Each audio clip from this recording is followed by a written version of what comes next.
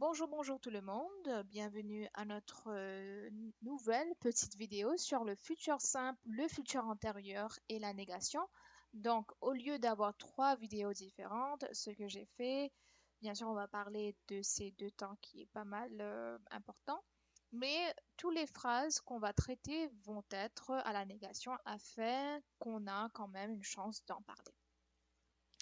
Bon, on commence avec notre premier temps, le futur simple. Donc, quand est-ce qu'on utilise ce temps de verbe? Spoiler alert, au futur. Donc, pour exprimer une action à venir. Par exemple, Paul n'ira pas chercher son frère à la gare. On parle d'une action qui viendra. D'accord? Ce n'est pas au présent.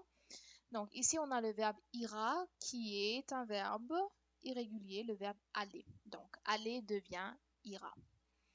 Et n'oubliez pas qu'avec la négation, on commence toujours avec le ne, on encercle le verbe conjugué, donc on commence avec le ne, on termine avec le pas. D'accord? Dans le cas où vous avez un infinitif qui suit, c'est toujours entre le verbe conjugué et le verbe à l'infinitif. Je ne prendrai plus je ne prendrai plus pour l'amour ce qui n'en est pas. Donc ici, on a le verbe prendre, c'est un verbe au troisième groupe. Ok. Donc dans ce cas-là, ce n'est pas si simple. Donc il faut retirer le E. Donc prendre, on enlève le E, puis on ajoute les terminaisons. Mais les terminaisons dans le futur simple, c'est très simple. Le futur simple est très simple parce que toutes les terminaisons sont assez pareilles, peu importe le groupe.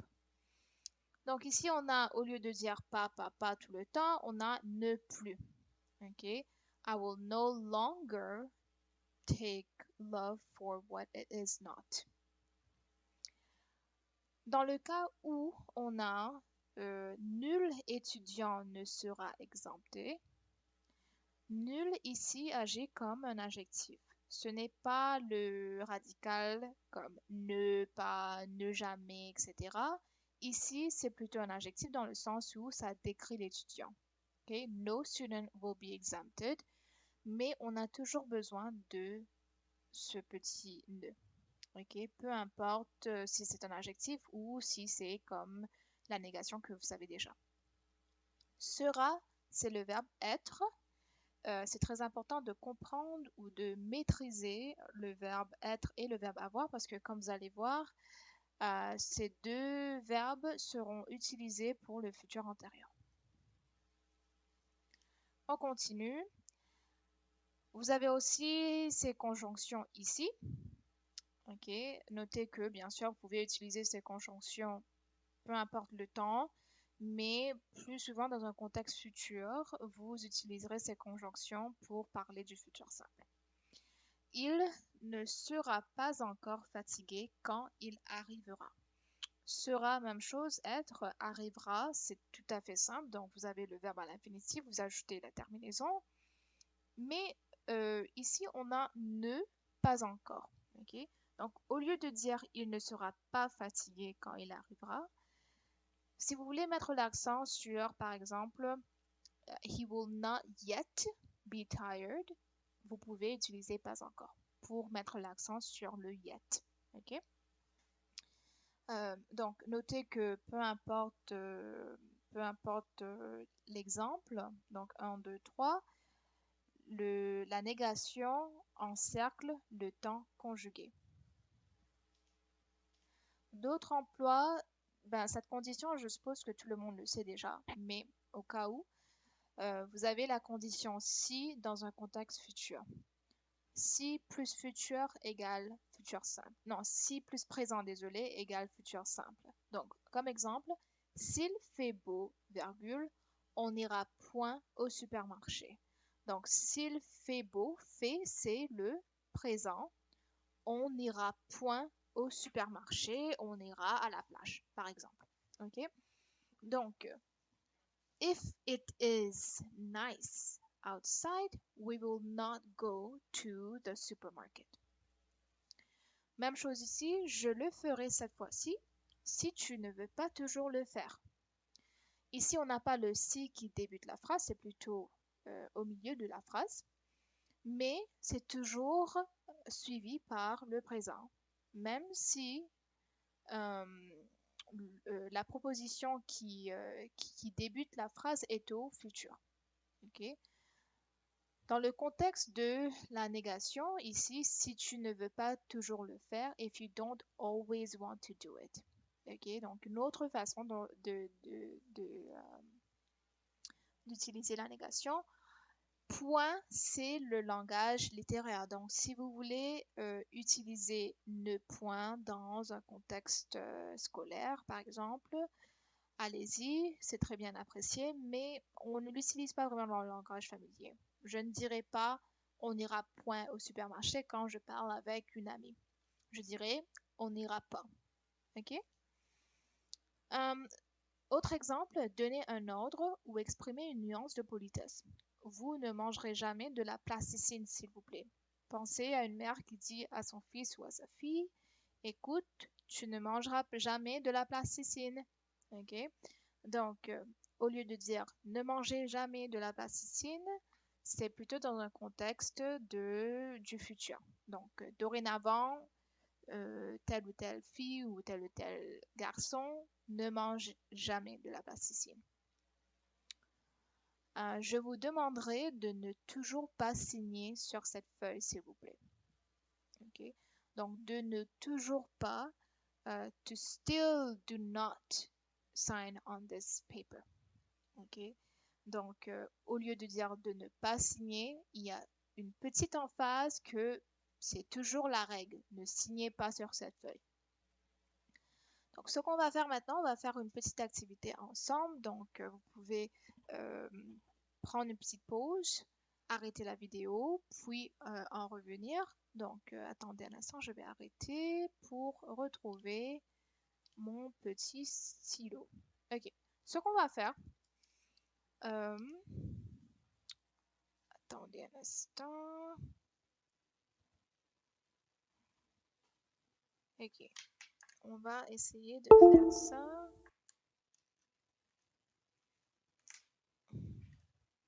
Je m'excuse, il y a quelque chose qui ne marche pas. Bon, ok. Ce qu'on va faire, on va changer, on va conjuguer les verbes premièrement, et puis après, on va changer de l'affirmatif à la négatif, au négatif, d'accord? Donc, ce qu'on va faire, c'est il, le verbe arriver. N'oubliez pas, avec le futur, on laisse le verbe comme tel, l'infinitif, puis on ajoute la terminaison. Ils arriveront au négatif, ils, c'est à vous de voir, vous avez beaucoup d'exemples dans le livre. Ils n'arriveront pas, ils n'arriveront guère. Okay. Autre exemple que c'est vraiment pour les exercices à l'école. Ils n'arriveront aucunement. Okay. Ou bien sûr, point. Jeannette s'excuser. Jeannette s'excusera. D'accord?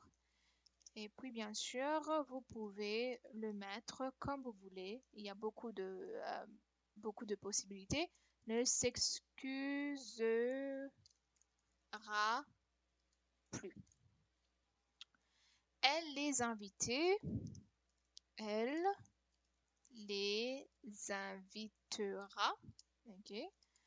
Elle ne les invitera pas souvent. Not always. La vendre-vous. Donc ici, on a des exemples avec l'interrogatif que je crois qui est super pertinent. Donc, on va le faire ensemble. La vendre-vous. La, ici, c'est assez facile. Donc, ici, on a le verbe vendre avec RE. Donc, généralement, vous retirez le ER, le E, puis vous ajoutez la terminaison. OK? La vendrez-vous. Ou, oh, il y a quelque chose qui ne marche pas. On va voir ce qui ne marche pas dans quelques instants. Donc ici, c'est un peu plus compliqué de le mettre au négatif. Donc, ne la vendrez-vous pas. OK? Voilà. Te présenter-tu? Autre exemple qui est un peu plus compliqué. Te présenterais, désolé, présenteras-tu? Ok. Négation, il y a deux possibilités. Si vous voulez ne pas vous compliquer la vie, vous le faites comme tu ne te présenteras pas. Ok, donc vous avez toujours le te et le tu qui marchent. Si vous voulez vous compliquer la vie, ne te présenteras-tu pas? Ok? Comme vous pouvez voir, c'est pas tout à fait évident, mais ça marche quand même. Ok? Moi, je préfère le premier, mais c'est à vous de voir. Donc, ici, ça nous dit Vendée, mais on utilise le futur. Bon, on continue avec les autres exemples. Bon, si vous êtes un peu perdu avec la formation, je vous invite à regarder les pages 288 et 289, mais comme je l'ai précisé, on va faire pas mal d'exercices en classe. Le futur antérieur, donc pourquoi est-ce qu'on utilise le futur antérieur? Avant de parler de tout ça, vous allez voir que ça ressemble un peu au passé composé dans le sens où vous avez l'auxiliaire avoir ou être, puis on a le participe passé. D'accord? Le seul changement, c'est que l'auxiliaire se fait au futur simple, mais le reste, ça reste pareil. Et aussi, si vous avez des verbes pronominaux, ça utilise l'auxiliaire être. D'accord? Mais tout le reste, ça reste absolument pareil dans le sens où avec l'auxiliaire avoir, il n'y aura pas de terminaison ou d'accord. Mais c'est sûr qu'avec le verbe, l'auxiliaire être, il y en a pas mal de accords. Par exemple, si vous avez elle sera arrivée, n'oubliez pas le E. Ok.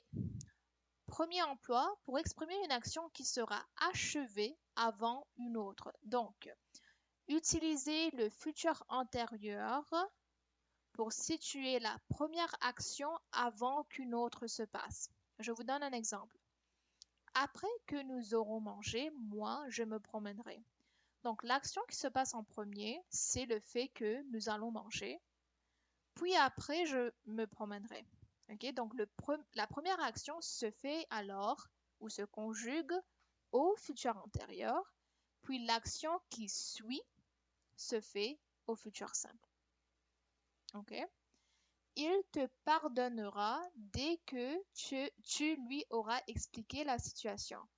Donc, si tu es la première action, il faut expliquer la situation, puis la personne te pardonnera.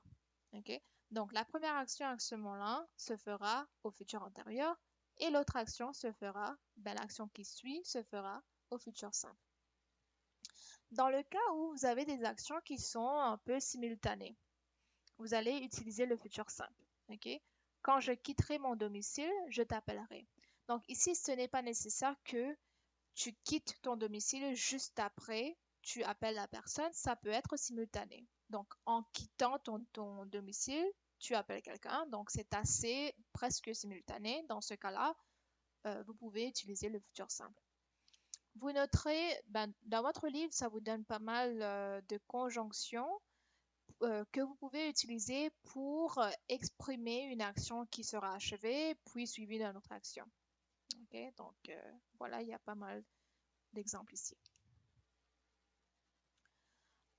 Donc, ici, vous avez d'autres emplois pour décrire une action que l'on prévoit achever à un certain moment de l'avenir.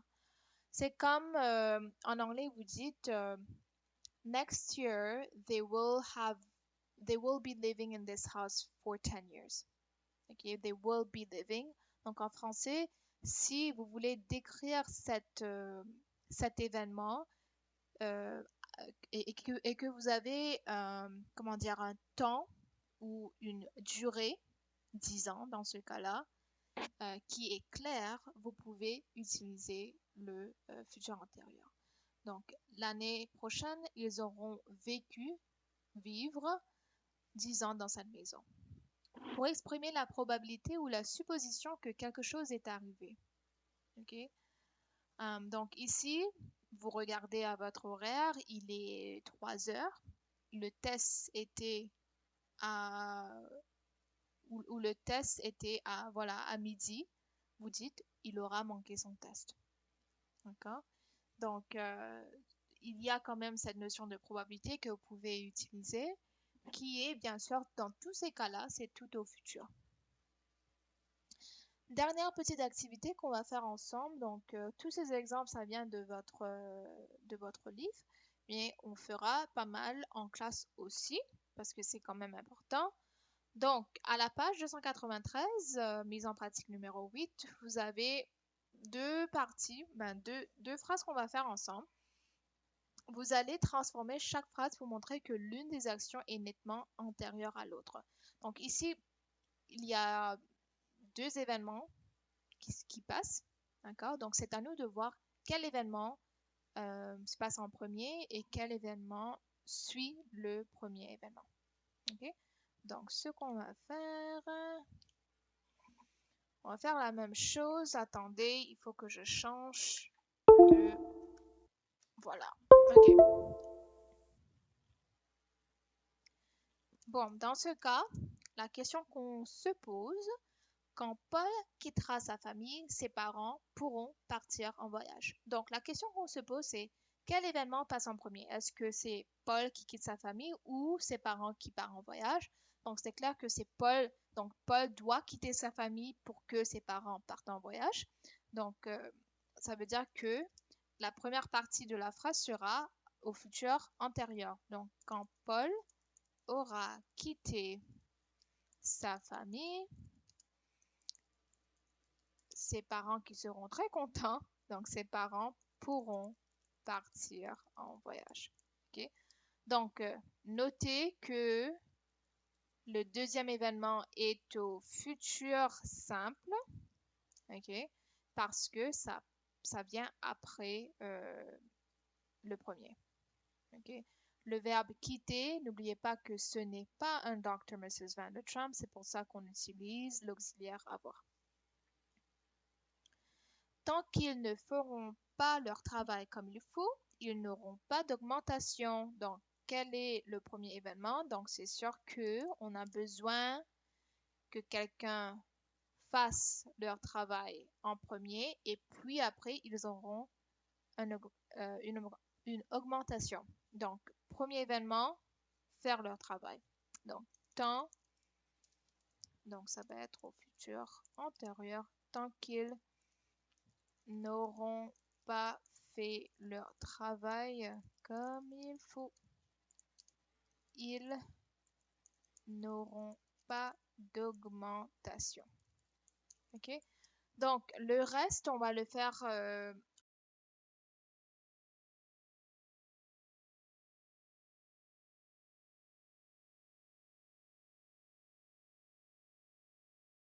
Je disais, le reste, on va le faire ensemble en classe. Et puis, on va parler aussi de la négation. Donc, regardez dans votre livre, il y a pas mal d'exemples de la négation. C'est très important parce que, bien sûr, on va le voir dans votre test. Mais j'espère que cette vidéo vous sera utile. Et puis, bien sûr, je vais vous voir la semaine prochaine. Bonne journée!